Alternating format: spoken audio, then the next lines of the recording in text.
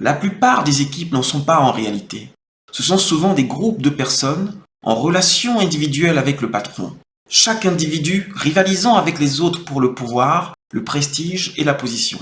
Salut les sapiens, je suis Kofi et j'anime la chaîne Agile Smart. William Muir a étudié la productivité des poulets à travers 2 groupes de poulets. Le premier groupe est constitué de poulets dont la productivité est moyenne. Ce groupe est laissé à lui-même pendant 6 générations. Pendant ce temps, il a sélectionné les poulets les plus productifs qu'il a réunis dans un deuxième groupe qu'il a appelé super poulets pendant 6 générations. Alors, qu'est-il arrivé? Vous vous dites sûrement que les super poulets ont gagné la course de la super productivité. Eh bien, pas du tout. La fin de l'étude a révélé que le groupe de poulets moyen était dodu, beau plumage, bonne santé et avait un niveau de productivité accru. Mais parmi le groupe de super poulets, seuls 3 sont restés vivants. Tous les autres ont été picorés à mort. Il s'avère que les poulets superstars ont atteint leur statut en supprimant la productivité des autres poulets. Selon William Muir, si les gènes d'un poulet le rendent plus compétitif et agressif, cela se fait presque toujours au détriment d'un autre. Ce schéma n'est pas vraiment différent de celui qu'on vit dans nos entreprises. Une forte compétitivité entre les membres de l'équipe, ce qui peut se manifester par des coups de poignard dans le dos, une surenchère de jeux politiques ou encore des sabotages. Notre système éducatif nous a orientés depuis l'enfance vers un modèle de super poulet. Aller à la bonne école, avoir le bon travail, arriver au sommet de la hiérarchie, avoir un titre head of, lead, chef, responsable de, directeur, devant son métier sur la carte de visite. Une étude du MIT nous apprend que les équipes les plus performantes ne sont définitivement pas ceux avec 1 ou 2 personnes au QI incroyablement élevé. Ce ne sont pas non plus ceux qui ont la plus haute valeur en additionnant les QI. Comment fait-on dans la culture agile pour supprimer cette compétitivité excessive? Les équipes réussissent mieux si les membres ont une empathie les uns envers les autres et une diversité sociale.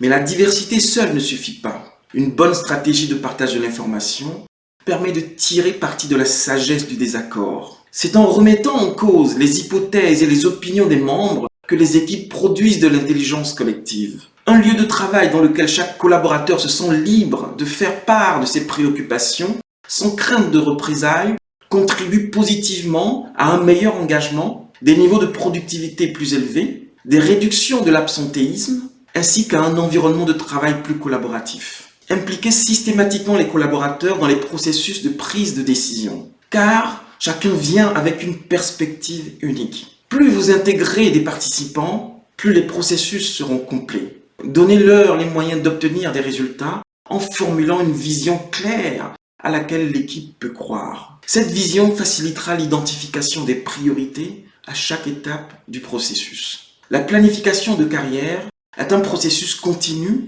qui relie l'emploi actuel à la prochaine opportunité. Concevez des plans de carrière pour aider l'équipe à atteindre ses objectifs. Nourrissez les talents en faisant correspondre les objectifs de carrière avec les opportunités disponibles ou à venir.